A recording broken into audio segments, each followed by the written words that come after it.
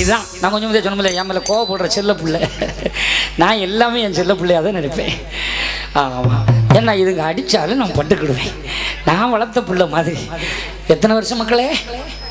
10 வருஷம் அழுதா. கண்ணீர் விட்டு அழுத்தா. மாடியில் இருக்கலாமா, கீழே இருக்கலாமா, வீடை மாற்றலாமா, என்னென்னமோ மாற்றலாம். கடம்பங்குளத்தில் என் மக்களே என் கையில் கொடு. என்ன பேர் வச்சிருக்க?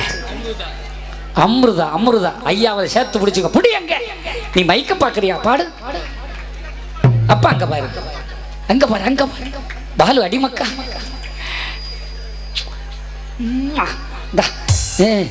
எல்லா பிள்ளைகளுக்கும் நான் முத்தம் கொடுப்பேன். சீக்கிரம் பத்து போடுங்க. நிறைய பேர் பத்து போடுங்க. வா